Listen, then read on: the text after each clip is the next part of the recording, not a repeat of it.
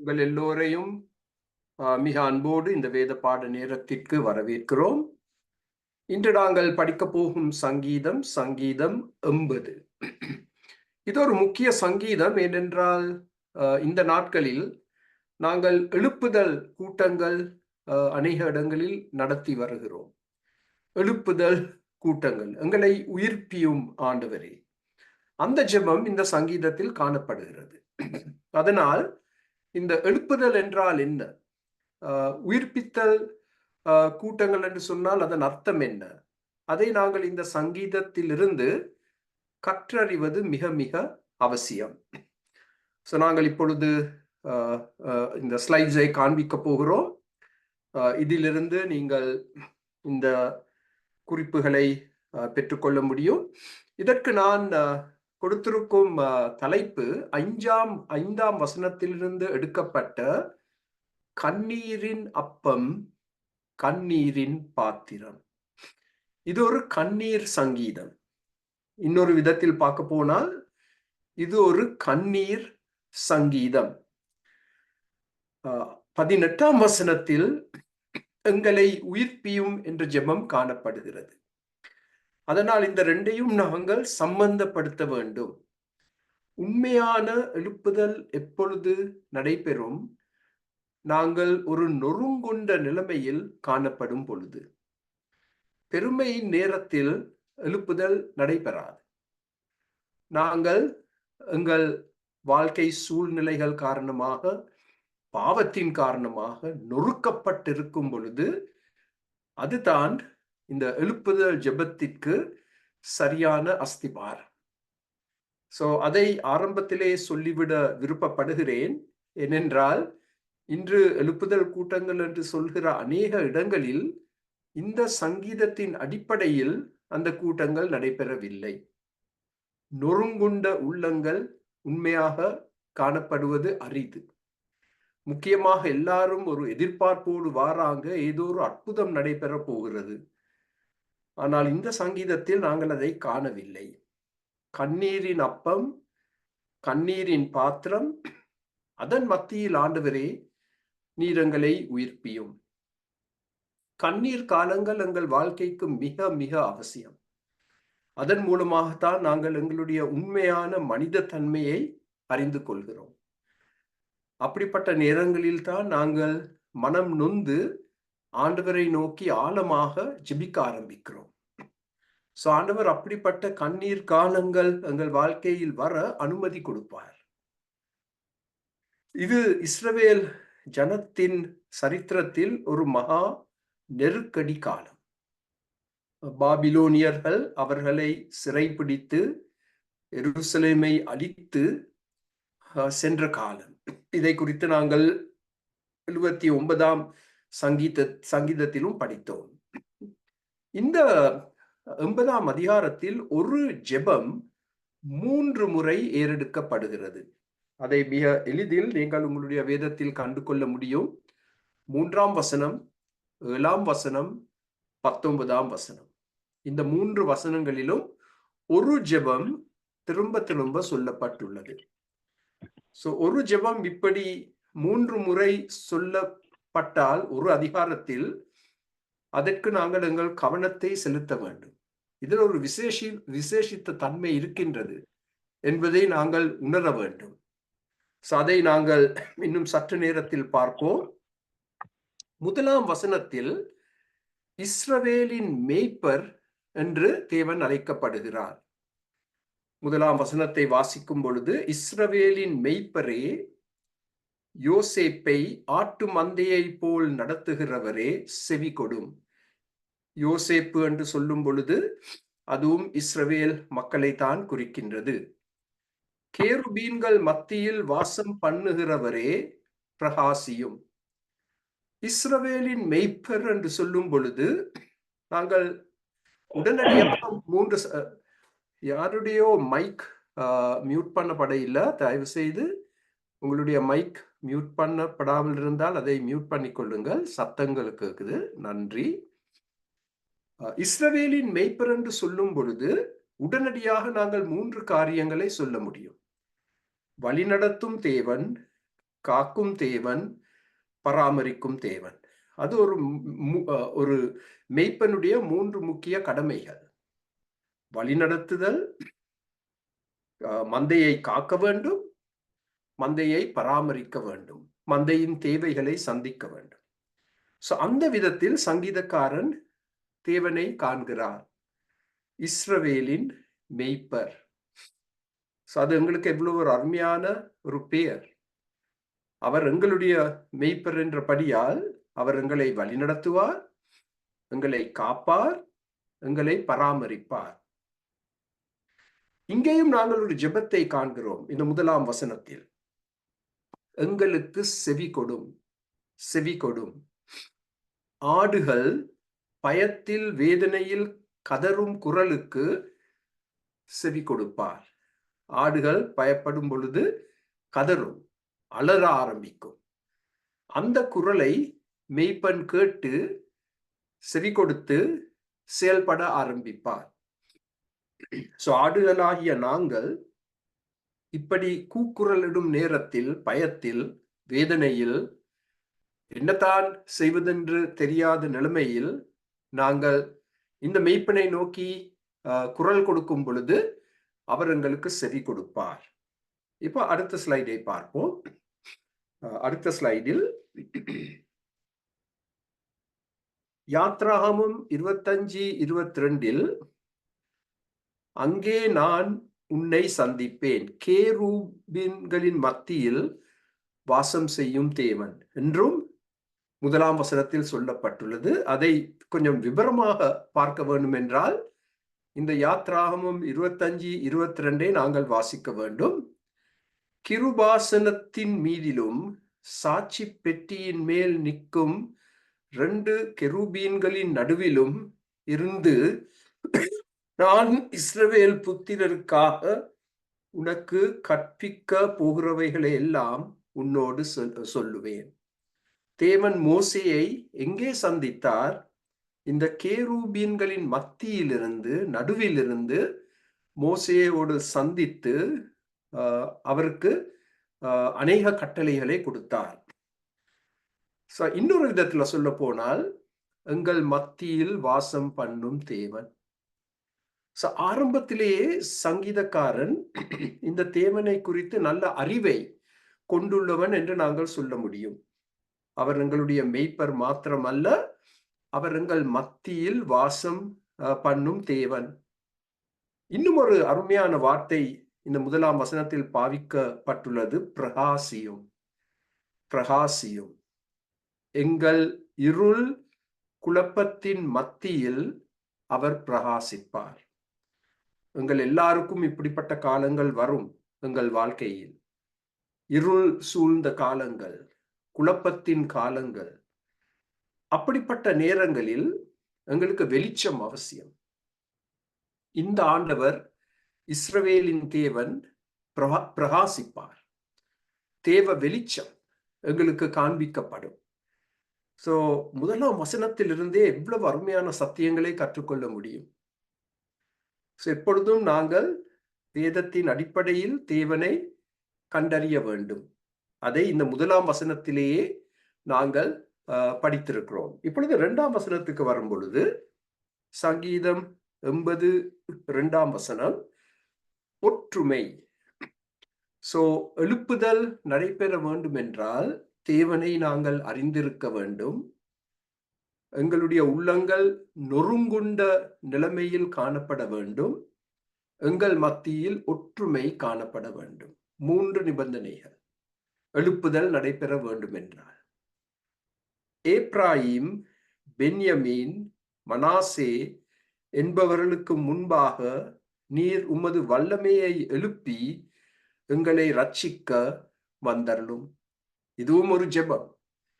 இங்கே 3 கோத்திரங்களுடைய பெயர்கள் கொடுக்கப்பட்டுள்ளது.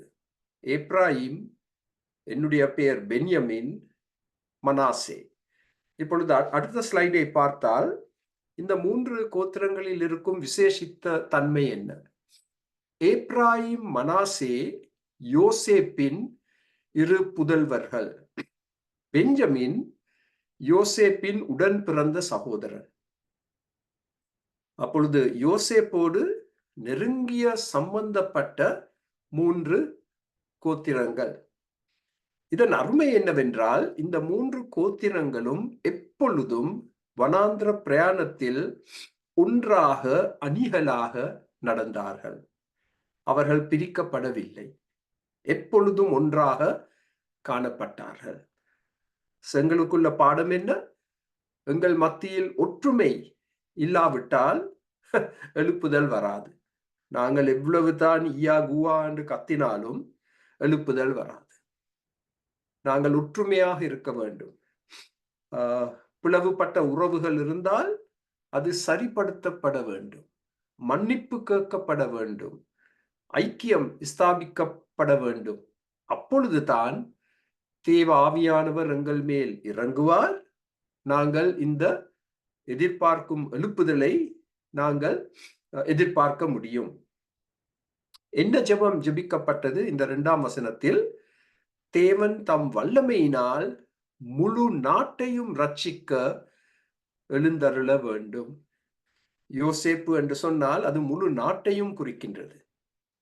அப்பொழுது முழு நாடும் தேவ ரட்சிப்பை அவர்கள் பெற்றுக்கொள்ள வேண்டும். பாபிலோனியரின் பிடியிலிருந்து விடுதலை செய்யப்பட வேண்டும். அதுதான் ஜெபம். எல்லா அவமானமும் நீக்கப்பட வேண்டும். எல்லா பாவங்களும் மன்னிக்கப்பட வேண்டும். எல்லா போலி அந்நிய தெய்வங்களும் அகற்றப்பட வேண்டும். அப்பொழுது ஆண்டவர் எங்கள் மேல் இறங்குவார். இப்பொழுது நான் சொன்ன அந்த ஒரு ஜெபம் 3 முறை சொல்லப்பட்டுள்ளது என்று ஆரம்பத்தில் சொன்னேன். இப்பொழுது அதை 3ஆம் வசனத்தில் நாங்கள் பார்க்க போகிறோம். இதே ஜெபம் 7ஆம் வசனத்திலும் 19ஆம் வசனத்திலும் கொடுக்கப்பட்டுள்ளது. தேவனே, எங்களை திருப்பிக் கொண்டு வாரும், உமது முகத்தை பிரகாசிக்க பண்ணும், அப்பொழுது ரட்சிக்கப்படுவோம். இந்த ரட்சிப்பு ஒரு பெரிய வார்த்தை யூத சரித்திரத்தில். நாங்கள் ரட்சிப்பு என்று சொன்னால் பாவத்திலிருந்து பெற்றுக்கொள்ளும் ரட்சிப்பை குறித்து நாங்கள் சிந்திக்கிறோம். பிசாசின் வல்லமையிலிருந்து விடுதலை செய்யப்படும் ரட்சிப்பை நாங்கள் நினைவு கூறுகிறோம். ஆனால் இஸ்ரவேலுக்கு ரட்சிப்பு என்று சொன்னால் ஏதோ ஒரு அந்நிய நாட்டின் வல்லமையில் இருந்து, பிடியிலிருந்து விடுவிக்கப்படுவது, சுதந்திரத்தை பெற்றுக்கொள்வது, இழந்து போன சுதந்திரத்தை பெற்றுக்கொள்வது. அதுதான் இஸ்ரவேல் மக்கள் மத்தியில் இருந்த வரைவிலக்கணம் இந்த ரட்சிப்பு என்ற வார்த்தைக்கு. இந்த ஜெபத்தில் இந்த ரட்சிப்பின் நிபந்தனைகள் கொடுக்கப்பட்டுள்ளது. பாவத்திலிருந்து விலகி தேவனிடத்தில் திரும்புதல் தான் ரட்சிப்பு. பொதுவாக நாங்கள் ஒரு வரைவிலக்கணத்தை கொடுத்தால், பாவத்திலிருந்து விலகி விடுபட்டு நாங்கள் முழுமையாக தேவனிடம் திரும்புவது, அதுதான் ரட்சிப்பு. ஆனால் இந்த ஜெபத்தை இன்னும் கொஞ்சம் ஆழமாக பார்த்தால் நாங்கள் 2 காரியங்களை அவதானிக்க கூடியதாக இருக்கிறது. அடுத்த ஸ்லைடை பார்த்தால், அடுத்த ஸ்லைடில் எரேமியா 31:18 எரேமியா ஜெபிக்கிறார். நீர் என்னை தண்டித்தீர், நான் பணியாத மாடு போல் அடிக்கப்பட்டேன், என்னை திருப்பும், அப்பொழுது திருப்பப்படுவேன், நீரே என் தேவனாகிய கர்த்தர். ஆண்டவர் எங்களை திருப்ப வேண்டும். அதுதான் இந்த 3ஆம் வசனத்தில் சொல்லப்பட்டுள்ள ஜெபம். ஆண்டவர் எங்களை திருப்ப வேண்டும் அவர் பக்கத்தில். நாங்கள் உலகத்தை நோக்கி பிரயாணம் எடுத்துக் கொண்டிருக்கிறோம்.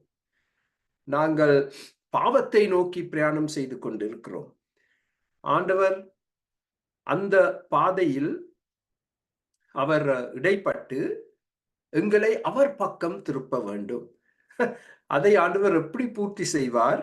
எரேமியா கொடுக்கிற பதிலை பாருங்கள். பணியாத மாடு போல் அடிக்கப்பட்டேன். இதை நாங்கள் இந்தியாவிலும் இலங்கையிலும் பார்த்திருக்கிறோம். ஒரு பணியாத மாடுக்கு கொடுக்கப்படும் அடிகள். நாங்களும் பணியாத மாடுகள், கலகக்கார மாடுகள். ஒரு பக்கத்தில் ஆடுகள், மற்ற பக்கத்தில் மாடுகள் நாங்க. அப்ப ஆண்டவர் என்ன செய்ய வேண்டும்? எங்களை தண்டிக்க வேண்டும். அடி கொடுப்பார். இப்ப இந்த சத்தியம் பெரிதளவில் எங்கள் சபைகளில் கற்பித்து கொடுக்கப்படாத காரியம். ஆசீர்வாதம் என்ற ஒரே வார்த்தையில் நாங்கள் மதிமயங்கி விட்டோம். ஆனால் ஆண்டவர் எங்களை தம் பக்கம் திசை திருப்ப வேண்டும் என்றால் நாங்கள் அடிக்கப்பட வேண்டும். அப்பொழுது திருப்பப்படுவேன். அந்த அடிகளின் வேதனையின் மூலமாக என் முட்டாள்தனத்தை நான் உணர்ந்து நான் திரும்பவும் ஆண்டவர் பக்கம் என் வாழ்க்கை பிரயாணத்தை திசை திருப்புவேன். புலம்பல் 5:21 கர்த்தாவே எங்களை உம்மிடத்தில் திருப்பிக் கொள்ளும். அதே ஜெபம், இந்த 3ஆம் வசனத்தில் சொல்லப்பட்டுள்ள அதே ஜெபம்.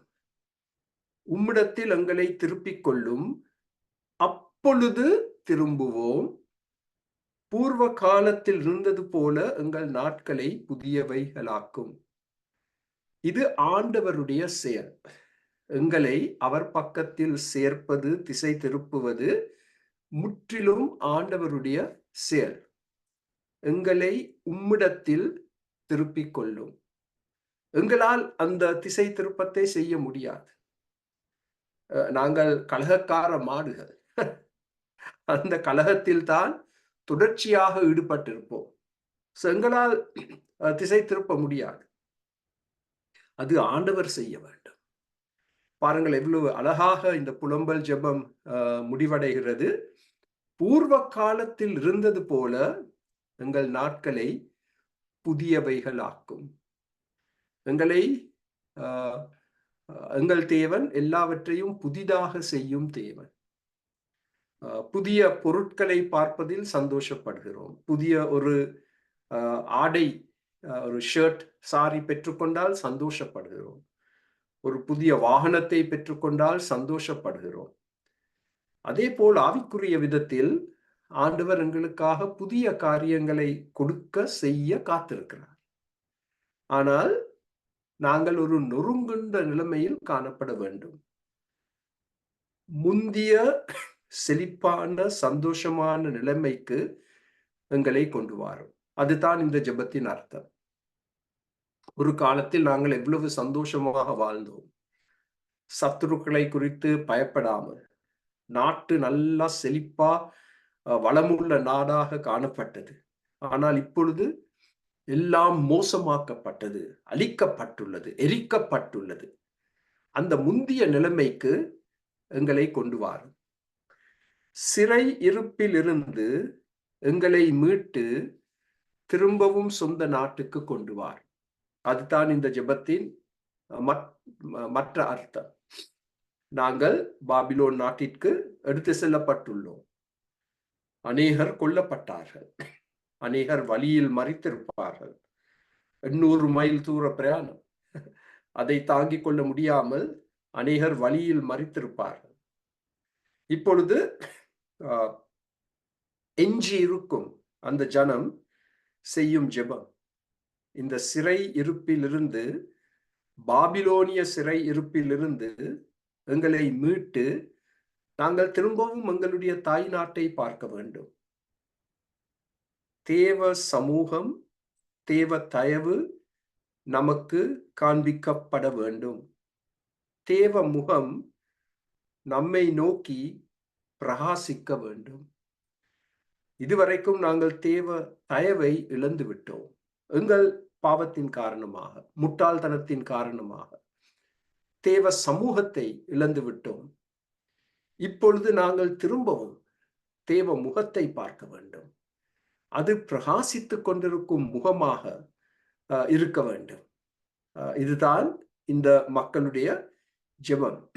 இன்னும் ஒரு விதத்துல சொல்ல போனால், தேவ ஆறுதலை நாங்கள் திரும்பவும் அனுபவிப்பது. நாங்கள் பணியாத மாடை போல் அடிக்கப்பட்டோம், சரியா வேதனைப்பட்டோம், எவ்வளவோ கண்ணீரை சிந்தி இருக்கிறோம். ஆனால் இப்பொழுது நாங்கள் தேவ ஆறுதலை திரும்ப பெற்றுக்கொள்ள வேண்டும். அந்த காலம் வந்து விட்டது. ஆண்டவரே, தயவு செய்து இரக்கத்தின் கண்களோடு எங்களை நீர் பார்க்க வேண்டும். இப்பொழுது அடுத்த ஸ்லைடை பார்ப்போம். அடுத்த ஸ்லைடில்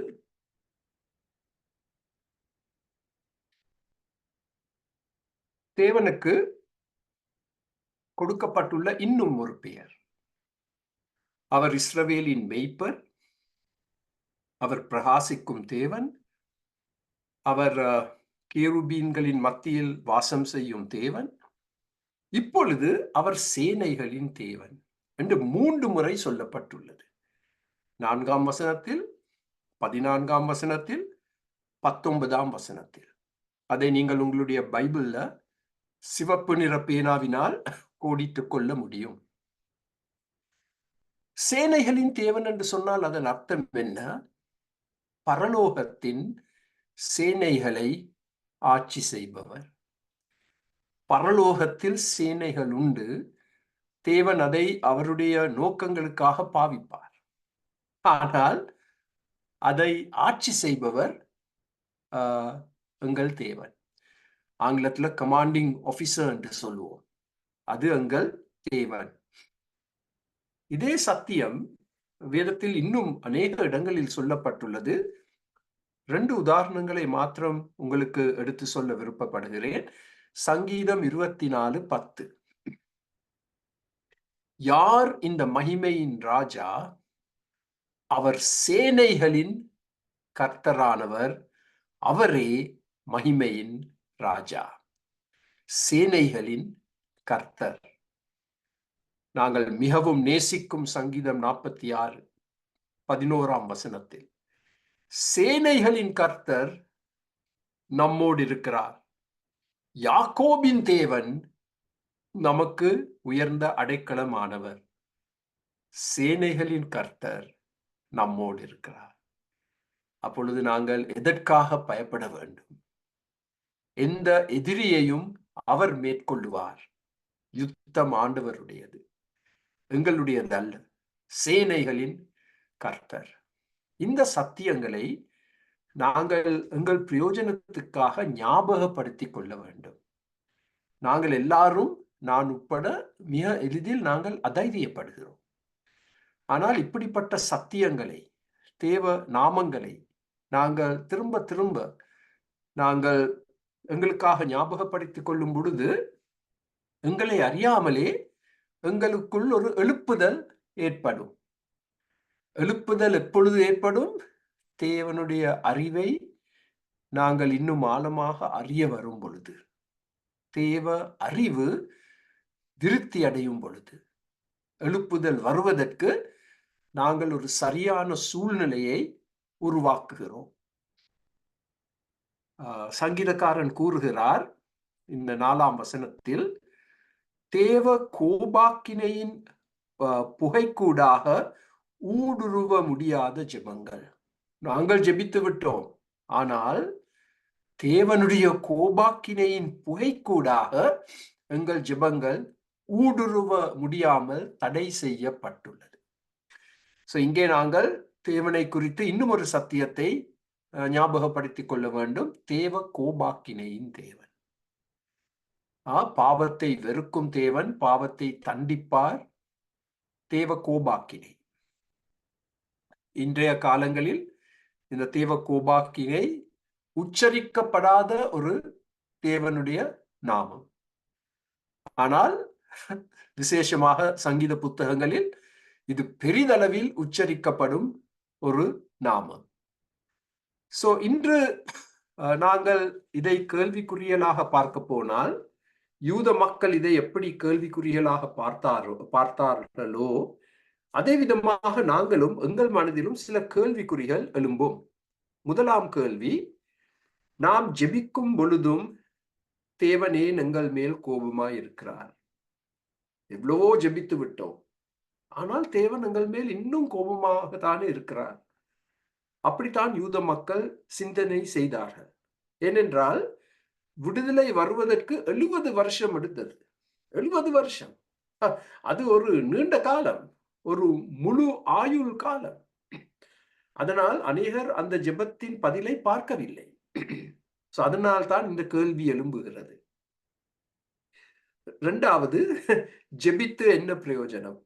சில சமயங்களில் நான் கூட இந்த சோதனைக்கு அகப்பட்டு இப்படிப்பட்ட சிந்தையுள்ளவனாக மாறியிருக்கிறேன். ஜெபித்து என்ன பிரயோஜனம்? ஆ வாலிபர்கள் கூட்டங்களுக்கு வரணும், ரட்சிக்கப்பட வேண்டும் என்று எவ்வளவோ ஜெபிக்கிறோம், முயற்சிகள் எடுக்கிறோம், வாராங்க இல்லையே, வாராங்க இல்லையே, சாக்கு போக்கு கூறுகிறார்களே. ஜெபித்து என்ன பிரயோஜனம்? இவ்வளவு நேரம் செலவழித்து வாலிபர்கள் மத்தியிலோ, பிள்ளைகள் மத்தியிலோ, வயோதிபர்கள் மத்தியிலோ ஊழியம் செய்து என்ன பிரயோஜனம்? இன்னொரு சபையில் இருக்கும் ஆடுகளை திருடி விடுவது மிகவும் சுலபம் என்ற முறையில் சிந்திக்க ஆரம்பிப்போம். ஜெபித்து என்ன பிரயோஜனம்? என்னதான் நடக்குது ஜெபித்தும்? மூன்றாவது கேள்வி, தேவ கோபம் எப்பொழுது நீங்கும்? அது நல்ல கேள்வி. தேவ கோபம் எப்பொழுது நீங்கும்?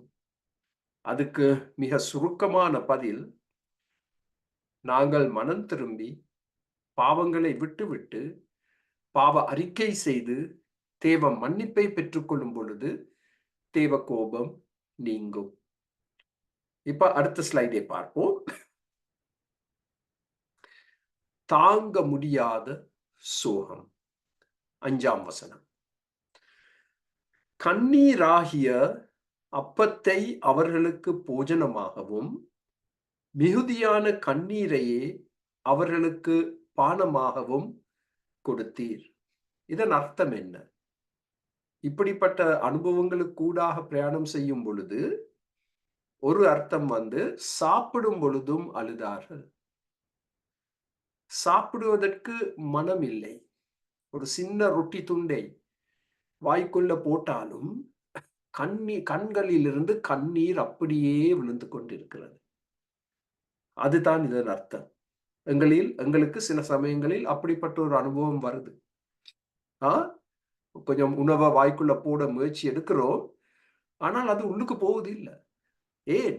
சோகத்தில் இருக்கிறோம், ஆழமான சோகத்தில் இருக்கிறோம். கண்ணீர் தான் அப்பமாக மாற்றமடைந்திருக்கின்றது. மேலதிக கண்ணீரை பானமாக குடிக்க கொடுத்தார். அது போதாதென்று ஆண்டவர் மேலதிகமான கண்ணீரை ஒரு பாத்திரத்திற்குள் போட்டு எங்களை குடிக்க வைத்தார். எவ்வளவு அழகாக இந்த சத்தியம் வர்ணிக்கப்பட்டுள்ளது. சோகமான ஒரு சூழ்நிலை, ஆனால் எவ்வளவு அழகாக சங்கீதக்காரன் அதை விவரிக்கிறார். இந்த வசனம் உங்கள் எல்லாருக்கும் எவ்வளவு பிரயோஜனமாக அமையும். கண்ணீரில் வாழும் மக்கள் நாங்கள். சங்கீதம் 84 கண்ணீரின் பள்ளத்தாக்கை குறித்து படிக்க போகிறோம். சங்கீதம் 84 கண்ணீரின் பள்ளத்தாக்கு.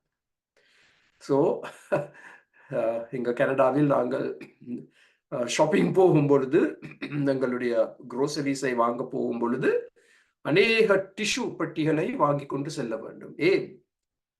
கண்ணீரை துடைப்பதற்கு. கண்ணீரை துடைப்பதற்கு. சங்கீதக்காரனுக்கு சங்கீதம் 42:3 இந்த அனுபவம் இருந்தது. உன் தேவன் எங்கே என்று அவர்கள் நாள்தோறும் என்னிடத்தில் சொல்லுகிறபடியால் இரவும் பகலும் என் கண்ணீரே எனக்கு உணவாயிற்று. அதை கோடிட்டுக் கொள்ளுங்கள். இரவும் பகலும் என் கண்ணீரே எனக்கு உணவாயிற்று. எனக்கு பான் சாப்பிட மனம் வர இல்லை, மாலு பான் சாப்பிட மனம் வர இல்லை, அப்பம் சாப்பிட மனம் வர இல்லை. இரவும் பகலும் உபவாசத்தோடு என் கண்ணீர் தான் எனக்கு உணவாயிற்று. நாள்தோறும் ஒரு கேள்வி கேட்கப்படுது. என்ன கேள்வி? உன் தேவன் எங்கே? இதை நாங்கள் போன வாரத்தில் படித்தோம். Where is your God? நீங்கள் பெருசா கதைச்சு சொன்னீங்க தானே, பாராட்டிய இந்த தேவன் எங்கே? சிவந்த சமுத்திரத்தை செங்கடலை 2ஆக பிரித்தார் என்றெல்லாம் சொன்னீங்களே, பாட்டெல்லாம் பாட்டீங்களே. எங்கே அவர்? எங்கே அவர்?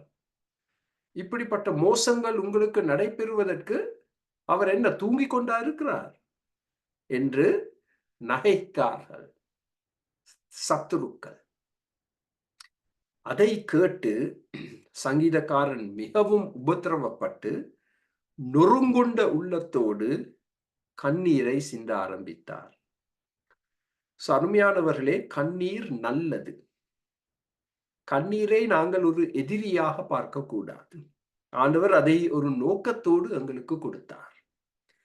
எங்களுக்குள் இருக்கும் உணர்ச்சிகள் பெருகும் பொழுது அதை வெளிப்படுத்துவதற்கு ஆண்டவர் கண்ணீரை கொடுத்திருக்கிறார். அப்படி கண்ணீரை கொடுத்திருக்காவிட்டால் எங்களுக்கு மன அழுத்தம் போன்ற பயங்கர வியாதிகள் வரலாம். ஆண்டவர் எங்களுக்கு கண்ணீரை ஒரு அன்பளிப்பாக கொடுத்திருக்கிறார். அந்த விதத்தில் தான் நாங்கள் அதை பார்க்க வேண்டும். யாராவது அழுது கொண்டிருக்கும் பொழுது நாங்கள் என்ன சொல்லுவோம்? ஐயோ, அழாதீங்க, எல்லாம் சரியா வரும் என்று நாங்க சொல்றோம். ஆனா உண்மையாக அவர்கள் அழுவதற்கு நாங்கள் இடம் கொடுக்க வேண்டும். அழுவதற்கு இடம் கொடுக்க வேண்டும். அது ஒரு நல்ல காரியம். யாராவது அழுவது நொறுங்குண்ட உள்ளத்தை எடுத்து காண்பிக்கின்றது. சங்கீதம் 80:6 பார்ப்போம். எங்கள் அயலாருக்கு எங்களை வழக்காக வைக்கிறீர், எங்கள் சத்துருக்கள் எங்களை பரியாசம் பண்ணுகிறார்கள். இதுதான் இந்த கண்ணீரின் ஒரு மிக முக்கிய காரணம். சத்துருக்கள் தேவ ஜனத்தை பார்த்து, எஞ்சி இருக்கும் தேவ ஜனத்தை பார்த்து சொல்லும் காரியங்கள் தேவனை குறித்து, அதை தாங்க முடியாமல் எஞ்சி இருக்கும் இந்த தேவ மக்கள், சர்வைவர்ஸ், அவர்கள் அழ ஆரம்பித்தார்கள். அடுத்த ஸ்லைடை பார்ப்போம். எங்கள் நிலத்திற்காக, எங்கள் பொருட்களுக்காக எங்கள் அயலார் தங்களுக்குள்ளே போட்டி போடுகிறார்கள். அம்மோன், மோவாப் போன்ற நாடுகள் இஸ்ரவேல் மக்களுடைய நிலத்திற்காக, பொருட்களுக்காக தங்களுக்குள்ளே போட்டி போடுகிறார்கள். தங்களுக்குள்ளே சண்டையும் போட்டுக்கொள்கிறார்கள். பகைவர்கள் எங்களை பார்த்து நகைக்கிறார்கள், எங்கள் தேவனை கேலி செய்கிறார்கள். இவற்றையெல்லாம் இந்த முதல் 6 வசனங்களை நாங்கள் சுருக்கமாக சொல்ல வேண்டும் என்றால் ஒரு பெட்டிக்குள் நாங்கள் அதை போட்டிருக்கிறோம். மூன்று வித்தியாசமான கூட்டங்கள். கோபமாய் இருக்கிற தேவன், கண்ணீர் சிந்தும் தேவ மக்கள், நகைக்கும் பகைவர். இந்த முதல் 6 வசனங்களை இந்த 3 தலைப்புகளின் கீழ் நீங்கள் ஒரு பாடமாக செய்ய முடியும். கோபமாய் இருக்கிற தேவன், கண்ணீரை சிந்தும் தேவ மக்கள், நகைக்கும் பகைவர்கள். 3 தலைப்பு. இப்பொழுது 7ஆம் வசனத்தை பார்ப்போம். சேனைகளின் தேவனே, முன்பு நாங்கள் படித்த அந்த நாமம், எங்களை திருப்பி கொண்டு வாரும். அந்த ஜெபம் திரும்ப திரும்ப செய்யப்படுது. எங்களை திருப்பி கொண்டு வாரும், உமது முகத்தை பிரகாசிக்க பண்ணும். கோபமா இருந்த அந்த முகத்தை பிரகாசிக்க பண்ணும். அப்பொழுது ரட்சிக்கப்படுவோம். ரட்சிப்பு எப்பொழுது வரும்? ஆண்டவர் எங்களுடைய நொறுங்குண்ட உள்ளத்தை பார்த்து, எங்கள் கண்ணீரை பார்த்து, நாங்கள் ஏறெடுக்கும் ஜெபங்களை கேட்டு ஆண்டவர் எங்கள் பக்கத்தில் திரும்ப வேண்டும். அவருடைய முகத்தை எங்கள் பக்கத்துக்கு திருப்ப வேண்டும். அப்பொழுது தான் எங்களுக்கு ரட்சிப்பு வரும். அதை அவர்கள் சரியாக விளங்கி கொண்டார்கள். அவர்களுக்கு 100 மார்க் கொடுக்க வேண்டும். சரியா அதை அவர்கள் கண்டறிந்து இந்த வசனத்தில் அவர்கள் அதை எடுத்து கூறுகிறார்கள். இப்ப அடுத்த ஸ்லைடை பார்ப்போம். அதில் வேதனையின் ஜெபம். எங்களை மீண்டும் ஏற்றுக்கொள்ளும், திரும்பி கொண்டு வாரும், உமது தயவை காண்பித்து எங்களை மீட்டுக்கொள்ளும். சுருக்கமாக சொல்ல போனால் அதுதான் 7ஆம் வசனத்தில் சொல்லப்பட்டுள்ள ஏறெடுக்கப்பட்ட ஜெபம். எங்களை மீண்டும் ஏற்றுக்கொள்ளும். நீர் எங்களை தள்ளி விட்டீர், ஒரு பக்கத்தில் எங்களை தள்ளி விட்டீர், ஒதுக்கி வைத்தீர். வேண்டாம் என்று எங்களை அப்புறப்படுத்தினீர். இப்பொழுது எங்களை மீண்டும் ஏற்றுக்கொள்ளும். நீர் எங்களை அரவணைக்க வேண்டும். எங்களை அரவணைக்கும் தேவன். எங்களை திரும்பவும் பக்கத்துக்கு கொண்டு வர வேண்டும். உமது தயவை, அதுதான் தேவனுடைய முகம், உமது தயவை எங்களுக்கு காண்பிக்க வேண்டும். இப்படிப்பட்ட சுருக்கமான ஜெபங்களை ஜெபிக்க நாங்கள் கற்றுக்கொள்ள வேண்டும். நீண்ட ஜெபங்களை செய்ய அவசியம் இல்லை. நீண்ட ஜெபங்களை செய்ய எங்களுக்கு மனது வராது வேதனை நேரங்களில். இப்படிப்பட்ட சுருக்கமான மனம், அந்த உள்ளம் நொறுங்குண்ட நிலைமையில் செய்யப்படும் ஜெபங்கள், அதை ஆண்டவர் நிச்சயமாக கேட்பார், செவி கொடுப்பார். இப்பொழுது திரும்பவும் இந்த 8ஆம் வசனத்தில் மிக அருமையாக, இதை நாங்கள் 79ஆம் சங்கீதத்திலும் பார்த்தோம், நாட்டின் சரித்திரம், தேவ செயல்கள் திரும்ப எடுத்து சொல்லப்படுகிறது. நாட்டின் சரித்திரம், தேவனுடைய செயல்கள், அற்புதங்கள். 8ஆம் வசனம், நீர் எகிப்தில் இருந்து, மிக அருமையாக யூத மக்களுடைய சரித்திரம் இங்கே விவரிக்கப்பட்டுள்ளது. நீர் எகிப்திலிருந்து ஒரு திராட்சை கொடியை கொண்டு வந்து ஜாதிகளை துரத்திவிட்டு அதை நாட்டினீர். சுருக்கமாக தேவனுடைய செயல்களை பார்க்கிறோம். இஸ்ரவேல் மக்கள் ஒரு திராட்சை செடிக்கு ஒப்பிடப்படுகிறார்கள். எங்களை நீர் கொண்டு வந்தீர். இந்த திராட்சை செடி என்ற வரைபடம் இந்த வசனங்களிலும் நாங்கள் பார்க்கக்கூடியதாக இருக்கின்றது. ஏசாயா 5, ஒசியா 10. அதை நீங்கள் பிறகு வாசித்து விளங்கிக் கொள்ள முடியும். தேவன் எங்களை எகிப்திலிருந்து கொண்டு வந்தார். வல்லமையுள்ள கரத்தினால் எங்களை வெளியே கொண்டு வந்தார். துரத்தி விட்டார். 2ஆம் வார்த்தை 8ஆம் வசனத்தில். யாரை துரத்தி விட்டார்? சத்துருக்களை. சத்துருக்களை துரத்தி விட்டார். எங்களால் அதை செய்ய முடியவில்லை. எங்களுக்கு ஒரு இராணுவம் கூட இருக்கவில்லை, ஆயுதங்கள் எதுவும் இருக்கவில்லை. தேவன் துரத்தி விட்டார். 3வது, நாட்டினீர். எங்கே? சுதந்திர தேசத்தில், கானான் தேசத்தில். இந்த சத்துருக்கள் எல்லாம் தோற்கடிக்கப்பட்டு அந்த நாடு எங்களுக்கு கொடுக்கப்பட்டது. நீர் எங்களை நாட்டினீர் திராட்சை செடிகளாக. ஒரே ஒரு நோக்கத்தை மையமாக வைத்து, நாங்கள் கனி கொடுக்க வேண்டும். கனி கொடுப்பதற்காக எங்களை நீர் உறுதிப்படுத்தினீர். கனி கொடுப்பதற்காக, நாங்கள் முழு உலகத்துக்கும் வெளிச்சமாக இருப்பதற்காக, எங்களுடைய தேவனை குறித்த அறிவு எங்கள் மூலமாக முழு உலகத்துக்கும் பரவ வேண்டும் என்ற நோக்கத்துக்காக ஆண்டவர் எங்களை கானான் தேசத்தில் நட்டினார். இப்ப அடுத்த ஸ்லைடில் 9ஆம் வசனம், அதற்கு இடத்தை ஆயத்தப்படுத்தினீர், அது வேரூன்றி தேசம் எங்கும் படர்ந்தது. 4வதாக, தேவன் அந்த நிலத்தை ஆயத்தப்படுத்தினார், தயார் செய்தார். எப்படி ஒரு கமக்காரன்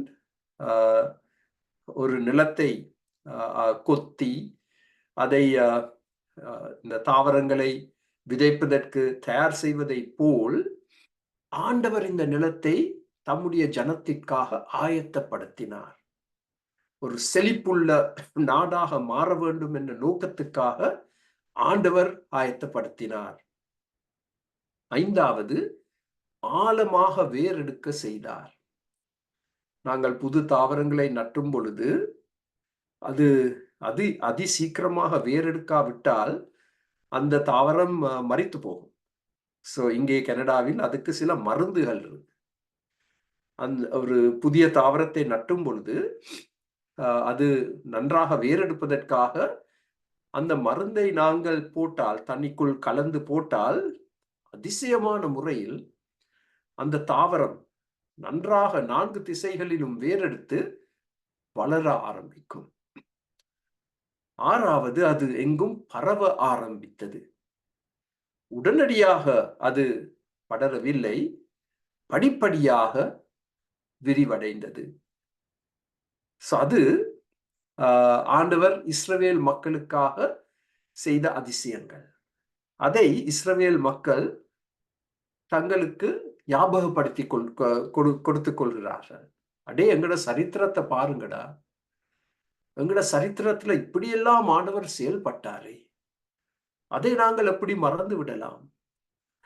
ஆண்டவர் இப்பொழுதும் இந்த மோசமான நிலைமையில், கண்ணீர் நிறைந்த நேரத்தில் ஆண்டவர் திரும்பவும் எங்கள் சார்பில் செயல்படுவார் என்று அவர்கள் ஒருவர் ஒருவரை உற்சாகப்படுத்துகிறார்கள்.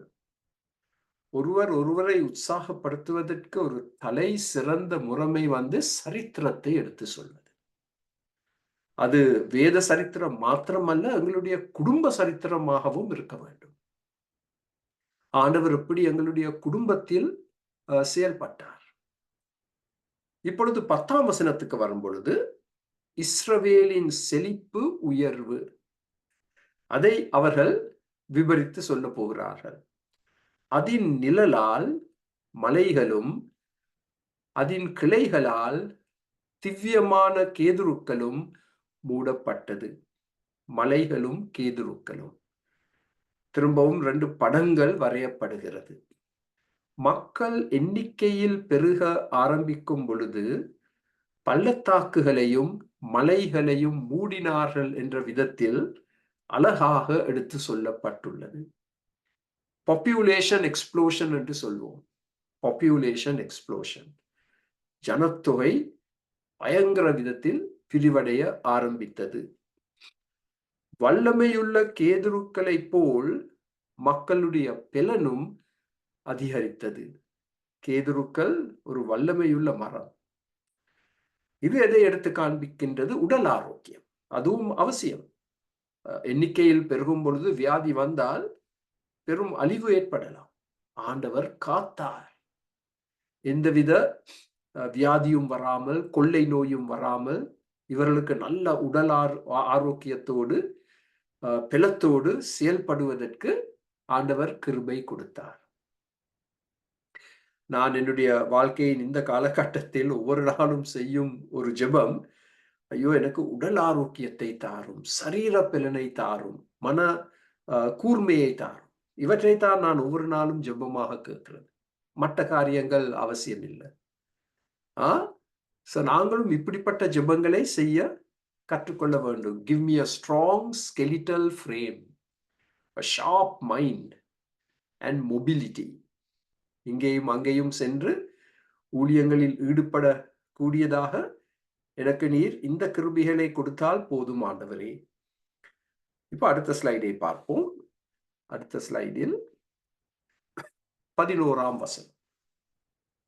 அது தன் கொடிகளை சமுத்திர மட்டமாகவும் தன் கிளைகளை நதி மட்டாகவும் படர விட்டது. இப்ப பாருங்கள், இஸ்ரவேல் மக்களுடைய விரிவு, ஜனத்தொகை அதிகரித்தது பயங்கர விதத்தில். மக்களுக்கு ஆண்டவர் நல்ல சரீர பலத்தை கொடுத்தார், உடல் ஆரோக்கியத்தை கொடுத்தார். இங்கே ஒரு கடல் சொல்லப்பட்டுள்ளது, ஒரு நதி சொல்லப்பட்டுள்ளது. அது எதை குறிக்கின்றது? மத்திய தரை கடல் தொடக்கம் ஐப்ராத்து நதி யூப்ரட்டிஸ் வரைக்கும் விரிவடைந்தார்கள். இது ஆண்டவரால் அவர்களுக்கு கொடுக்கப்பட்ட ஒரு வாக்கு தத்தம். உபாகமம் 11:24. உங்கள் உள்ளங்கால் மிதிக்கும் இடமெல்லாம் உங்களுடையதாயிருக்கும். இதை நாங்கள் விசேஷமாக சுவிசேஷ ஊழியத்தில் பாவிக்கும் ஒரு பொருத்தனையாக எடுத்துக்கொள்ள முடியும். நாங்கள் எங்கே எந்த கிராமத்தில் கால் வைக்கிறோமோ அந்த இடத்தை ஆண்டவரே நீர் எங்களுக்கு தாரும். கிராமம், எந்த பட்டணம், அதுக்குள் நாங்கள் காலை வைக்கும் பொழுது அற்புதமாக நீர் அதை எங்களுக்கு கொடுக்க வேண்டும்.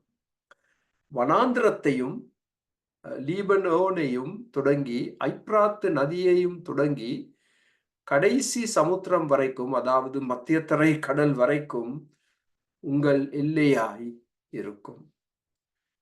இன்று இஸ்ரவேல் நாட்டை எடுத்து பார்த்தால் அவர்கள் இந்த எல்லைகளுக்குள் வாழவில்லை. எல்லாரும் அவர்களை பார்த்து என்ன சொல்றாங்க? திருடர்கள், திருடர்கள். அராபியரிடமிருந்து நீங்கள் நாட்டை திருடி விட்டீர்கள் என்று குற்றம் சாட்டுகிறார்கள். ஆனால் அவர்களுக்கு வேத சரித்திரம் தெரியாது.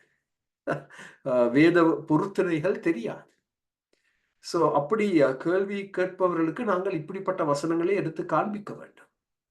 இது ஆண்டவரால் அவர்களுக்கு கொடுக்கப்பட்ட பொருத்தனை. மத்திய தரை கடலில் இருந்து ஐப்ராத்து நதி வரைக்கும் அந்த முழு நிலப்பரப்பும் இந்த இஸ்ரவேல் மக்களுக்கு ஆண்டவர் கொடுக்க சித்தமாய் இருந்தார்.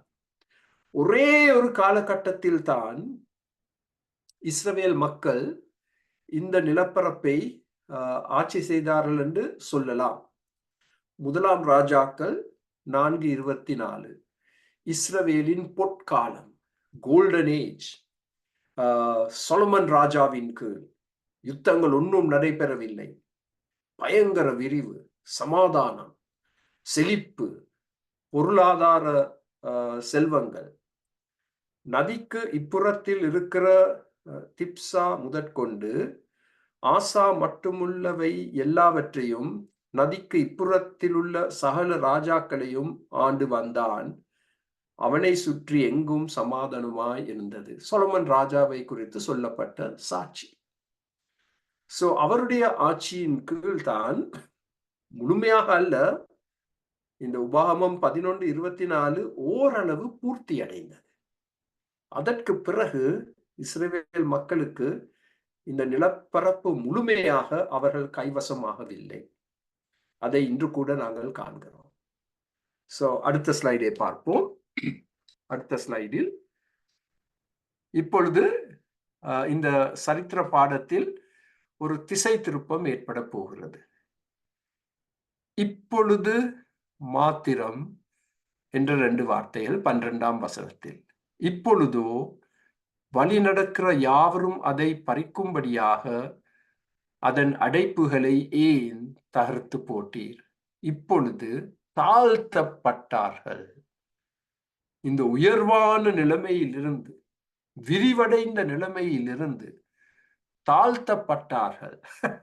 அதற்கு காரணமும் சொல்லப்பட்டுள்ளது. தேவன்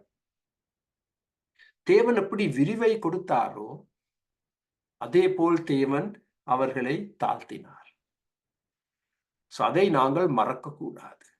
ஆண்டவர் எங்களுக்கு விரிவை கொடுப்பார், உயர்ந்த இடங்களுக்கு எங்களை எடுத்து செல்வார். அதே சமயம் நாங்கள் தொப்பண்டு கீழே விட முடியும், தாழ்த்தப்படலாம். நான் எப்பொழுதும் எனக்கு ஞாபகப்படுத்தி கொடுக்கும் வார்த்தைகள் I have feet of clay. எனக்கு களிமண் பாதங்கள் இருக்கு, இரும்பு பாதங்கள் அல்ல, களிமண். மிக எளிதில் யாராவது என்னை நொறுக்கி கீழே தள்ளிவிடலாம். அதை நாங்கள் மறந்துவிட்டால் இந்த உயர்வான இடங்களில் நாங்கள் மதிமயங்கி நான் தான் பெரியவன், நான் தான் உலகத்தின் ராஜா என்ற முறையில் செயல்பட ஆரம்பிப்போம். அதனால்தான் ஊழியக்காரருக்காக நாங்கள் ஜெபிக்க வேண்டும். விசேஷமாக பெரிய எண்ணிக்கையுள்ள சபைகள், அந்த சபைகளுக்காக நாங்கள் இடைவிடாமல் ஜெபிக்க வேண்டும். ஏதோ ஒரு உயர்வான இடத்துக்கு வந்துட்டாங்க, எப்படியோ வந்துட்டாங்க. ஆனால் அதே போல் ஆண்டவர் அவர்களை தாழ்த்தலாம். வட அமெரிக்காவில் இதை நான் ஏற்கனவே உங்களுக்கு சொல்லி இருக்கிறேன். 2 மெகா சர்ச்சஸ், ஒவ்வொரு சபையிலும் 10,000 அங்கத்தவர்கள். 10,000 பயங்கர காசு. அந்த 2 சபைகளையும் உருவாக்கியவர்கள் பாவத்துக்குள் விழுந்து அவமானப்படுத்தப்பட்டு அந்த நிலைமையிலிருந்து தள்ளிவிடப்பட்டு இப்பொழுது அந்த 2 சபைகளும் சிதறடிக்கப்பட்டிருக்கின்றன. இந்த செய்திகளை கேட்கும் பொழுது நான் நடுங்க ஆரம்பித்தேன். நான் ஆண்டவருக்கு ஒரு பக்கத்துல நன்றி செலுத்தினேன். ஐயோ ஆண்டவரே, நீர் எனக்கு ஒரு பெரிய மெகா சர்ச்சை கொடுக்காததுக்காக நன்றி. சில சமயங்கள்ல சிலர் கேட்பாங்க என்கிட்ட, ஏன் உங்களுக்கு ஒரு 1000 ஆடுகள் இல்லையா? ஐயோ, எனக்கு ஒரு ஆடு இருந்தால் போதும். அந்த ஒரு ஆடையே சரியாக கவனிப்பதற்கு எனக்கு தகுதி இல்லை. 1000 ஆடுகளா? வேண்டாம், எனக்கு வேண்டாம். 1000 ஆடுகள் வேண்டாம். ஒரு ஆடு இருந்தால் போதும். ஆண்டவருக்கே 12 சீஷர்கள் தான் இருந்தார்கள். அதுல ஒருவன் அவரை காட்டிக் கொடுத்தான், மற்றவன் மறுதளித்தான். அப்ப ஆண்டவருக்கே அது நடந்தா என்னுடைய கதி என்ன? சோ இந்த விளையாட்டு எண்ணிக்கையில் நாங்கள் ஈடுபடக்கூடாது. நாங்கள் எரிச்சல் அடையலாம் தானே. டே, இவனுக்கு பெரிய சபை இருக்கு பாருங்க, எனக்கு ஒரு சின்ன குடிசை தானே. எரிச்சல் விளையாட்டில் எரிச்சலுக்கு இடம் கொடுக்க கூடாது. ஆண்டவருடைய கையில இந்த எண்ணிக்கை ஆண்டவருடைய கையில. இன்னைக்கு 10 பேர் ஆண்டவர் கொடுக்கலாம், நாளைக்கு 10 பேர் அப்படியே அப்புறப்படுத்தலாம். சோ எண்ணிக்கையோடு நாங்கள் செயல்பட்டால் அதைரியப்படுவோம். அதைரியப்படுவோம். சோ சிலர் கேட்பாங்க, இன்னைக்கு சர்ச்சுக்கு எவ்வளவு பேர் வந்தாங்க? அப்ப நான் கொடுக்கிற பதில், ஆண்டவர் நியமித்த எண்ணிக்கை வந்துச்சு. நான் ஒரு எண்ணிக்கையை கொடுக்க மாட்டேன். ஆண்டவர் நியமித்த எண்ணிக்கை வந்தது, அது போதும். அது 10 இருக்கலாம், 15 இருக்கலாம், 20 இருக்கலாம், அது பெரிய இது இல்லை. ஆனால் ஆண்டவருக்கு தெரியும் எங்களை எப்படி உற்சாகப்படுத்த. சனிக்கிழமை நாங்க ஒரு வீட்டு ஜெப கூட்டத்தை வைத்திருந்தோம். இந்த வீட்டுக்குள்ள கிட்டத்தட்ட 75 பேர் வந்துட்டாங்க. உங்களுக்கு தெரியும், ஒரு வீட்டுக்குள்ள 75 பேரை போடுறது பயங்கர கஷ்டம். எப்படியோ 75 பேர் வீட்டுக்குள்ள பூந்து விட்டாங்க. அது ஒரு பெரிய சந்தோஷம். அவர்களுக்கு தேவ வசனத்தை கற்பித்துக் கொடுப்பது 1 மணித்தியாலமாக. அதற்கு பிறகு பயங்கர விருந்து. இதற்கு முன் காணாத உணவு எல்லாம் கொடுக்கப்பட்டது. ஆண்டவருக்கு தெரியும் எப்பொழுது இவனுக்கு ஒரு ஊசியை கொடுத்து இவனை உற்சாகப்படுத்த வேண்டும் என்பது ஆண்டவருக்கு தெரியும். ஆனால் ஒரு வாலிப கூட்டத்தை நாங்கள் ஒழுங்குபடுத்தினால் ஒரு 10 பேராது வந்தா அது ஒரு பெரிய அதிசயம் என்று எதிர்பார்ப்போடு செயல்படும் பொழுது 10ல் 5 பேர் வரும் பொழுது அது ஒரு அதைரியம், பயங்கர அதைரியம். சோ அதன் மத்தியில தான் நாங்கள் ஊழியத்தை நடத்துறோம். அது உங்களுக்கு நல்லா விளங்கும். இப்பொழுது நாங்கள் தாழ்த்தப்பட்டிருக்கிறோம். இந்த உயர்வான நிலைமையிலிருந்து இந்த மோசமான நிலைமைக்கு தள்ளப்பட்டு இருக்கிறோம். அதற்கு காரணம் யார்? ஆண்டவர். ஆண்டவர் எப்படி உயர்வை கொடுத்தாரோ, அதிகரிப்பை கொடுத்தாரோ, அதே விதமாக எங்களை தாழ்த்தினார். எப்படி அதை செய்தார்? பாதுகாப்பு சுவர்களை இடித்து அது தரைமட்டமாக்கப்பட்டது. அந்த காலத்தில் இந்த பாதுகாப்பு சுவர்கள் தான் ஒரு நாட்டுக்கு பாதுகாப்பை கொடுக்கும். அதை நாங்கள் இடித்து போட்டால் அந்த நாட்டின் பாதுகாப்பு போய்விடும். அப்ப மாபெரும் பொருளாதார இழப்பு ஏற்படும். 13ஆம் வசனத்தை நாங்கள் வாசித்தால், காட்டு பன்றி அதை உழுது போடுகிறது, வெளியின் மிருகங்கள் அதை மேய்த்து போடுகிறது. நாங்கள் செழிப்பாக வளர்த்த வயல்கள், தானியங்கள், பயிர்கள், திராட்சை செடிகளை இந்த தடுப்பு சுவர்கள் உடைக்கப்பட்டபடியால் காட்டு பன்றிகள் வந்து பயிர்களை நாசமாக்கின. காட்டு மிருகங்கள் பயிர்களை மேய்த்து போடுகின்றன. இதை நான் உங்களுக்கு எடுத்து சொன்னேனோ தெரியாது. இலங்கை ஊழியத்தில் நாங்கள் மலையக பிரதேசத்துக்கு போயிருக்கும் பொழுது ஒரு வீட்டு சந்திப்புக்கு போயிருந்தோம்.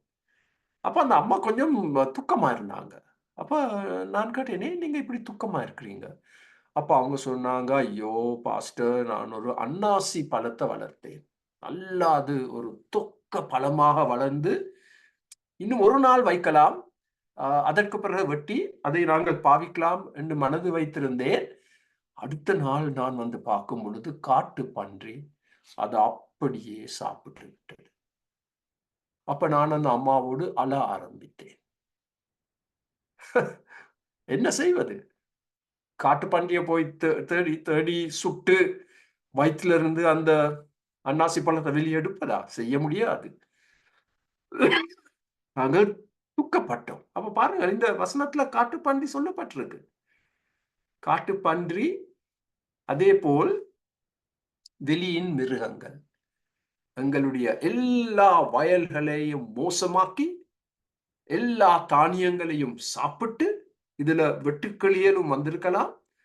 பயங்கர பொருளாதார இழப்பு. இன்று இந்த பொருளாதார இழப்பு எப்படி நடைபெறுகிறது? முக்கியமாக இன்று காட்டு தீ மூலமாக நடக்குது, பெரும் வெள்ளங்கள் மூலமாக நடக்கிறது, தாவர வியாதிகள் மூலமாக நடக்கிறது, வறட்சி மூலமாக வரும் அழிவு. இதை நாங்கள் அநேக நாடுகளில் காண்கிறோம். அதனால்தான் அந்த நாடுகளுக்கு பயங்கர பொருளாதார இழப்பு மாத்திரமல்ல, பட்டினி நிலைமைக்கு தள்ளப்பட்டிருக்கிறார்கள். பட்டினி நிலைமைக்கு தள்ளப்பட்டிருக்கிறார். இதெல்லாம் ஆண்டவருடைய செயல். ஒரு தேசம், ஒரு மக்கள் ஆண்டவரை கைவிட்டு பணியாத மாடுகளை போல் தங்கள் சொந்த வழியில் செல்ல ஆரம்பிக்கும் பொழுது ஆண்டவர் எல்லா தடுப்பு சுவர்களையும் இடித்து போட்டு எதிரி எங்களை வந்து தாக்கி எங்களை நாசமாக்க இடம் விடுவார். அதன் மூலமாக நாங்கள் இந்த எழுப்புதல் ஜெபங்களை செய்ய ஆரம்பிக்கிறோம். அடுத்த ஸ்லைட். இப்போ ஒரு வேண்டுகோள் 14ஆம் வசனத்தில், சேனைகளின் தேவனே திரும்பி வாரும், வானத்திலிருந்து கண்ணோக்கி பார்த்து இந்த திராட்சை செடியை விசாரித்தருளும். உயர்வை எடுத்து சொன்னார்கள், தாழ்த்தப்பட்டதை எடுத்து சொன்னார்கள். இப்பொழுது ஒரு ஜெபம், இன்னும் ஒரு ஜெபம். இந்த சங்கீதம் 9 எவ்வளவோ ஜெபங்கள் இருக்கு. எங்கள் ஜெப கூட்டங்களில் நாங்கள் பாவிக்கக்கூடிய ஒரு சங்கீதம். ஒவ்வொரு ஜெப வேண்டுகோளையும் வாரத்துக்கு ஒரு முறை எடுத்து விளக்கி சொல்லி அதன் அடிப்படையில் ஜெபிப்பது. திரும்பி வாரும், கைவிடப்பட்டோம், ஆனால் இப்பொழுது ஆண்டவரே தயவு செய்து எங்களிடம் வாரும், திரும்பி வாரும், எங்களை கண்ணோக்கி பாரும், எங்களுக்காக பரிதபிக்கும் உதவி செய்யும் தேவன். நாங்கள் கண்ணீர் சிந்தும் பொழுது அவருடைய உள்ளம் தொடப்படுகிறது. எங்களை கண்ணோக்கி பாரும், எங்களை விசாரித்தரணும். இது தேவை இறக்கம். எப்படி இருக்கிறீங்கன்னு நாங்க கேட்கிறோம் தானே ஒருவரை பார்க்கும் பொழுது. இப்ப ஆண்டவர் அதே கேள்வியை எங்களிடம் கேட்க வேண்டும். எப்படி இருக்கிறீங்க? ஐயோ ஆண்டவரே, உமக்கு தெரியும் தானே, இந்த மோசமான நிலைமைக்கு தள்ளப்பட்டிருக்கிறோம் தான். நீர்தான் எங்களுக்கு உதவி செய்ய வேண்டும். எங்களுக்காக பரிதபிக்கும் தேவன், உம்முடைய இரக்கங்களை எங்களுக்கு காண்பியும். சங்கீதம் 106 இவ்விதமாக வாசிக்கிறோம், உம்முடைய ரட்சிப்பினால் என்னை சந்தித்தருளும், என்னை சந்தித்தருளும். 80:15 உம்முடைய வலது கரம் நாட்டின கொடியையும் உமக்கு நீர் திடன்படுத்தின கிளையையும் கடாட்சித்தருளும், பாதுகாத்தருளும். அடுத்த ஸ்லைடை பார்ப்போம். தேவனுடைய வலது கரம். நீர் நாட்டின செடியை பாதுகாத்தருளும். இது உம்முடைய செடி ஆண்டவரே, இதை நாங்கள் நட்டவில்லை. உமக்கு சொந்தமானதை பொறுப்படுத்து காத்தருளும். நாங்கள் உமக்கு சொந்தம். You are the owner. Take responsibility for us. எங்களை குறித்து நீர் பொறுப்பெடுக்க வேண்டும். நீர்தான் எங்களை உருவாக்கினீர், நீர்தான் எங்களை நாட்டினீர், நீர்தான் எங்களை விரிவடைய செய்தீர், நீர்தான் எங்களை தாழ்த்தினீர். நீர் வளர செய்த திடன்படுத்திய கிளைகளை பாதுகாத்தருளும். ஒரு தாவரத்திற்கு நல்ல வேர் இருக்க வேண்டும், நல்ல கிளைகள் இருக்க வேண்டும், அப்பதான் கனி கொடுக்கும். அதன் அடிப்படையில் அவர்கள் ஜெபிக்கிறார்கள்.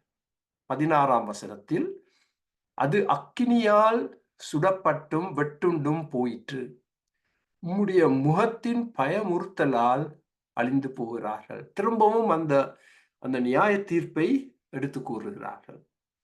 நாடு சுடப்பட்டது, பாபிலோனியர்கள் நாட்டை சுட்டெரித்தார்கள். வெட்டுண்டும் போயிற்று, எல்லா மரங்களையும் வெட்டி போட்டார்கள். அது ஒரு திறமையான இராணுவ தந்திரம். எல்லா மரங்களையும் வெட்டி போட்டால் அப்ப உணவுக்கு மரங்கள் இருக்காது, மாத்திரமல்ல வீடு கட்ட முடியாது. வீடுகள் கட்ட முடியாது. ஆண்டவரே, நாட்டை சுட்டெரித்தார்கள், எல்லா மரங்களையும் வெட்டி போட்டார்கள்.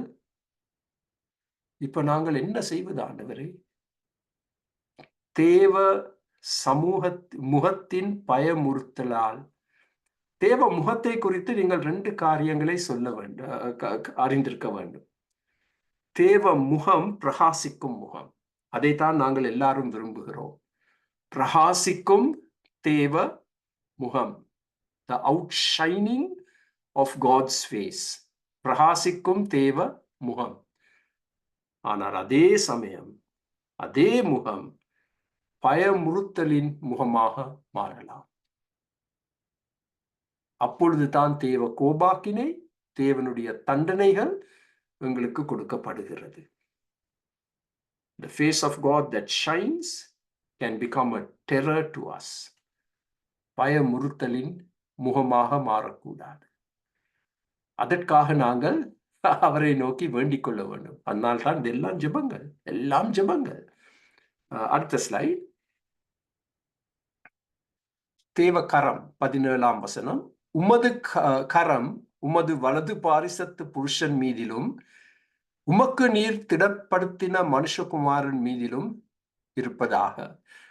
அருமையான ஒரு வசனம். தேவனுடைய கரம் என்று சொன்னால் தேவனுடைய வல்லமை. வலது பாரிசத்து புருஷன் என்று சொன்னால் மிகவும் நேசிக்கப்பட்ட, தெரிந்தெடுக்கப்பட்ட தேவஜனம். அதுதான் அதன் அர்த்தம். அப்ப தேவனுடைய புயம், வல்லமை, தேவன் மிகவும் நேசிக்கும், தேவனே தெரிந்தெடுத்த அவருடைய ஜனத்தின் மேல் காண்பிக்கப்பட வேண்டும். தேவன் திடன்படுத்திய மனுஷகுமாரன் என்று சொல்லப்பட்டிருக்கு. அது ராஜாவை எடுத்து காண்பிக்கின்றது. தேவனால் நியமிக்கப்பட்ட, அழைக்கப்பட்ட, அபிஷேகம் பெற்ற, உருவாக்கப்பட்ட ராஜா. எவ்வளவு அருமையா இந்த ஜெபம் அமைந்திருக்கின்றது. தேவனுடைய வல்லமை, வலது கரம் அவருடைய ஜனத்திற்கு காண்பிக்கப்பட வேண்டும். மாத்திரமல்ல, ஜனத்தை ஆட்சி செய்யும், வழிநடத்தும் ராஜா, பிரபுக்கள் மேல் அதே கரம் செயல்பட வேண்டும். அதனால்தான் நாங்கள் எங்கள் தலைவர்களுக்காக ஜெபிக்க வேண்டும். இலங்கையில் ஜனாதிபதி தேர்தல் வருது இந்த வாரம். அதற்காக நாங்கள் ஊக்கமாக ஜெபிக்க வேண்டும். அமெரிக்காவில் நவம்பர் மாதத்தில் அதற்காக நாங்கள் ஊக்கமாக ஜெபிக்க வேண்டும். தேவ ஜனம், தேவனுடைய ராஜா, அவர்கள் மேல் தேவ கரம் வல்லமையாக செயல்பட வேண்டும். அப்பொழுது, இப்ப பாருங்கள், 2 அருமையான வார்த்தைகள். இப்பொழுது மோசமான நிலைமை. அப்பொழுது நாங்கள் செய்ய வேண்டிய காரியங்களை செய்யும் பொழுது, அப்பொழுது 18ஆம் வசனம், அப்பொழுது உம்மை விட்டு பின்வாங்க மாட்டோம். எங்களை உயிர்ப்பியும், அப்பொழுது உமது நாமத்தை தொழுது கொள்வோம். அப்பொழுது நாங்கள் உம்மை விட்டு பின்வாங்க மாட்டோம். பின்வாங்குவது மிகவும் சுலபம். பேக்ஸ்லைடிங் என்று சொல்லுவோம். பின்வாங்குவது. ஒரு காலத்தில் உற்சாகமாக இருந்தோம், எல்லா கூட்டங்களுக்கும் வந்தோம், எல்லா கூட்டத்திலும் பங்கெடுத்தோம். ஆனா காலம் போக போக மெதுவா நாங்கள் ஐக்கியம் வைக்கிறது இல்லை, கூட்டங்களுக்கு வர்றது இல்லை, மற்றவங்களை நாங்கள் உற்சாகப்படுத்துறது இல்லை. அது பின்வாங்குது. சங்கீதக்காரன் சொல்றான், ஆண்டவருடைய முகம் எங்கள் பக்கம் திரும்பினால் அது பயங்கர முகமாக தென்படக்கூடாது, பிரகாசிக்கும் முகமாக தென்பட வேண்டும். அப்பொழுது நாங்கள் ஒருபோதும் ஆண்டவரை விட்டு பின்வாங்க மாட்டோம். எங்களை உயிர்ப்பியும். அதுதான் ரிவைவல் ஜெபம். எங்களை உயிர்ப்பியும். காரணம் கொடுக்கப்பட்டுள்ளது. அப்பொழுது உமது நாமத்தை தொழுது கொள்வோம். நீர் எங்களை உயிர்ப்பிக்கும் பொழுது நாங்கள் உம்மை தொழுது கொள்வோம், உமக்காக ஊழியம் செய்வோம். ஒரு வசனத்தில் நீங்கள் அவதானிக்க வேண்டிய 3 காரியங்கள். பின்வாங்குதல், எழுப்புதல், தொழுது கொள்ளுதல். மூன்றும் ஒரு வசனத்தில் தொடர்பு செய்யப்பட்டுள்ளது. பின்வாங்கினோம். எவ்வளவு சுலபம் பின்வாங்குவது. ஒன்றும் செய்ய அவசியம் இல்லை பின்வாங்குதலுக்காக. அது தன்பாட்டிலே நடக்கும். தன்பாட்டிலே நடக்கும். ஆவிக்குரிய காரியங்களில் நாங்கள் வைத்திருந்த பாசம், நேசம், ஆர்வம் எல்லாம் குறைஞ்சு கொண்டு போறது. பின்வாங்குதல். பின்வாங்குதல். ஆண்டவருடைய நாமத்தை எங்கட வாயில கூட எடுக்க மாட்டோம். நாங்கள் வெட்கத்தில் வாழ்கிறோம். ஆனால் இப்பொழுது ஆண்டவர் எங்களை உயிர்ப்பிக்க போகிறார். எழுப்புதல். அப்பொழுது பெரிய மாற்றம் ஏற்பட போகிறது. அவரை நாங்கள் தொழுது கொள்ள போகிறோம். அவருக்காக நாங்கள் ஊழியம் செய்ய போகிறோம். இந்த ஒரு வசனத்தை வைத்து உங்கள் வாழ்க்கையில் பெரிய மாற்றங்கள் ஏற்படலாம். சங்கீதம் 80:18. இப்ப அடுத்த ஸ்லைடை பார்ப்போம். நான் நினைக்கிறேன் இது கடைசி ஸ்லைடு. இந்த உயிர் பித்தல், எழுப்புதல் நடைபெறுவதற்கு சில குறிப்புகள். முதலாவது, மக்கள் ராஜா ஒன்றாக தேவனை நேசித்து அவருக்கு கீழ்ப்படியும் பொழுது. தேவ மக்களும் ராஜாவும் ஒன்றிணைந்து தேவனுக்கு கீழ்ப்படிய வேண்டும். இரண்டாவது, ஒரு உறுதியான தீர்மானம் எடுக்கப்பட வேண்டும். நான் பின்வாங்க மாட்டேன். நான் முன்னோக்கி அடிகளை எடுப்பேன், ஆண்டவரை நோக்கி. பின்னோக்கி செல்ல மாட்டேன். கர்த்தருடைய தினத்தை கர்த்தருக்காக நான் வைத்திருப்பேன். அது கர்த்தருடைய தினம். அதை எப்படி நான் திருடி விட முடியும்? அது தீர்மானம், உறுதியான தீர்மானம். பின்வாங்க மாட்டோம். நான் இதை ஒரு சின்ன சாட்சியாக சொல்ல விருப்பப்படுகிறேன். அநேக சனிக்கிழமைகள்ல இந்த திருமணங்கள் நடைபெறும். அது உங்களுக்கு தெரியும். அநேக திருமணங்களுக்கு வர முடியாது என்று சொன்னேன். அப்ப அவங்க அப்செட். நீங்க ஏன் வர முடியாது? ஏனென்றால் கர்த்தருடைய தினத்தில் முழு தினமும் நான் ஆண்டவருக்காக ஊழியம் செய்ய வேண்டும், அவரை தொழுது கொள்ள வேண்டும். எனக்கு ஒரு கூர்மையான மனது அவசியம்.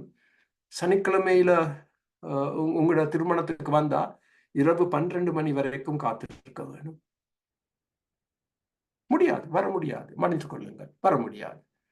வீட்டுக்கு வந்து நான் உங்களை ஆசீர்வதிப்பேன். நாங்கள் சனிக்கிழமையை எப்படி பாவிக்கிறோமோ அது எங்களுடைய கர்த்தருடைய தினத்தை நிர்ணயிக்கும். அது எந்த திசையில போக போகுது. மூன்றாவது, எங்களை உயிர்ப்பியும். இந்த உயிர்ப்பியும் என்ற வார்த்தையை சிந்திக்கும் பொழுது எங்களுடைய தேவனை குறித்து நாங்கள் 3 காரியங்களை அறிந்திருக்க வேண்டும். கர்த்தராகிய இயேசு கிறிஸ்து எங்கள் ஜீவன். He is our life. அவர் எங்கள் ஜீவன். கொலோசியர் 3:4. தேவனுடைய வசனம் ஜீவ வசனம். பிலிப்பியர் 2:14. பரிசுத்த ஆவியானவர் ஜீவனுடைய ஆவி. ரோமர் 8:2. இப்ப இந்த 3ஐயும் ஒன்றாக எடுத்து பார்ப்போம். கர்த்தராகிய இயேசு கிறிஸ்து ஜீவன், தேவ வசனம் ஜீவன், ஜீவனுள்ள தேவ ஆவி. இந்த 3 எங்களுக்குள் செயல்படும் பொழுதுதான் நாங்கள் உயிர்ப்பிக்கப்படுவோம். இல்லாவிட்டால் எழுப்புதல் நடைபெறாது. இல்லாட்டி அதெல்லாம் ஹியூமன் இன்வென்ஷன். நாங்க மேடைக்கு மேல ஓட வேணும், பயங்கர சத்தம் போட வேணும், ட்ரம்மா அடி அடி என்று அடிக்க வேணும். அதெல்லாம் மனித சிந்தனைகள். அதெல்லாம் உணர்ச்சிகளின் அடிப்படையில் செய்யப்படும் காரியங்கள். தேவன் செயல்படும் பொழுது முதல் அவர் எங்களை நொறுக்குவார். கண்ணீரின் பள்ளத்தாக்கினுள் தள்ளி விடுவார். அப்பொழுது நாங்கள் அவரை தேட ஆரம்பிப்போம். இயேசு தான் என் ஜீவன், தேவ வசனம் என் ஜீவன், ஜீவனுள்ள தேவ ஆவி எனக்குள் செயல்பட ஆரம்பிக்கும் பொழுது நான் எனக்குள் புதிய உயிர் ஜீவன் வரும். நான் நினைக்கிறேன் இன்னும் ஒரு ஸ்லைட் இருக்குண்டு. ஓகே, சோ ரிவைவல் தனிப்பட்ட முறையில் எப்படி நான் எழுப்புதலை கொண்டு வர முடியும்? தனிப்பட்ட முறையில் பர்சனல் ரிவைவல். இப்பொழுது படித்த காரியங்கள் தான் அதை ஒரு பெட்டிக்குள்ள போட்டு 6ஆக உங்களுக்கு எடுத்து சொல்கிறோம். 1, தேவையை உணர்தல். ஐயோ, நான் எவ்வளவு மோசமான நிலைமையில் காணப்படுகிறேன், பின்வாங்கி போயிருக்கிறேன், ஆவிக்குரிய காரியங்களை குறித்து பசித்தாகமே இல்லை எனக்கு. தேவையை உணருதல். 2வது, மனம் திரும்புதல். எல்லாம் மனதில் ஆரம்பமாகுது, உணர்ச்சிகள் அல்ல, மனதில். மனம் திரும்புதல். நான் தேவனை எவ்வளவு வேதனைப்படுத்தி இருக்கிறேன். மனம் திரும்புதல். விட்டுவிட வேண்டிய காரியங்களை விட்டு விடுதல். அதன் அடிப்படையில் 3வது, சுத்திகரிக்கப்படுதல். இயேசுவின் இரத்தத்தால், தேவ வசனத்தால் சுத்திகரிக்கப்படுதல். 4வது, ஜீவ வசனத்தால் போஷிக்கப்படுதல். எழுப்புதல் வரும் பொழுது ஆண்டவர் ஒரு பெரிய பசிதாகத்தை கொடுப்பார், அவர் மேலும் அவருடைய வசனத்தின் மேலும். அதுதான் பர்சனல் ரிவைவல். நாங்க கேள்வி கேட்க மாட்டோம், 5 நிமிஷம் பைபிளை வாசித்தியா இன்னைக்கு, அதுதானே நாங்க கேட்கிற கேள்வி. அதெல்லாம் கேட்க அவசியம் இல்லை. அவங்களே சொல்லுவாங்க, 5 மணித்தியாலம் வாசித்தேன், 5 மணித்தியாலம் வாசித்தேன். That's the mark of a revived soul. எழுப்புதலை அனுபவித்த ஒரு ஆத்மாவின் சாட்சி. ஜீவ வசனத்தால் போஷிக்கப்படுவது. இயேசு கிறிஸ்து என் ஜீவன். அவர் என்னுடைய ஜீவ அப்பம், அவர் என்னுடைய ஜீவ தண்ணீர். கண்ணீரை அப்பமாக கொடுத்த தேவன் இப்பொழுது அவரே எனக்கு ஜீவ அப்பமாக மாறுகிறார். அவர் என்னுடைய ஜீவ தண்ணீர். தாகத்தை, பசியை தீர்ப்பார், ஆவிக்குரிய. 6வது, ஜீவ ஆவியானவரின் ஆட்சியின் கீழ் செயல்படுவது. பரிசுத்த ஆவியானவரின் ஆட்சியின் கீழ் செயல்பட ஆரம்பித்தேன். மனித சுபாவ ஆட்சியின் கீழ் அல்ல. இந்த 6ஐயும் நீங்கள் எடுத்துக்கொண்டால், இதுதான் சுலபமாக சொல்ல போனால் எழுப்புதல், பர்சனல் ரிவைவல். சங்கீதம் 80. அப்பொழுது, இப்பொழுது, அப்பொழுது தேவனை நாங்கள் தொழுது கொள்ளுவோம், அவருக்காக ஊழியம் செய்வோம், ஜெபிப்போம். இந்த அருமையான சங்கீதம் 80க்காக உமக்கு ஸ்தோத்திரம் ஆண்டவரே. எவ்வளவு பாடங்களை கற்றுக்கொண்டோம். உண்மையான எழுப்புதல் என்றால் என்ன என்பதை கண்டறிந்தோம். ஆண்டவரே, எங்களை தொடும். நொறுக்க வேண்டிய இடங்களில் எங்களை நொறுக்கும். கண்ணீர் சிந்தப்பட வேண்டும். கண்ணீரின் பள்ளத்தாக்கினுள் தள்ளப்பட வேண்டும், தாழ்த்தப்பட வேண்டும். அப்பொழுதுதான் நாங்கள் உம்மை நோக்கி அலற ஆரம்பிப்போம். ஜீவ ஆவியானவர், ஜீவ வசனம், கர்த்தராகிய இயேசு கிறிஸ்து எங்கள் ஜீவன் என்று நாங்கள் அவரை அனுபவிக்கப் போகிறோம். இன்று எங்களோடு கலந்து கொண்ட ஒவ்வொரு குடும்பத்தையும் கண்ணோக்கி பாரும், ஆசீர்வதியும், பலப்படுத்தும். இயேசுவின் இனிய வல்லமையான நாமத்தில் ஜெபம் கேளும் பிதாவே, ஆமென். ஒரு சின்ன அறிவித்தல்.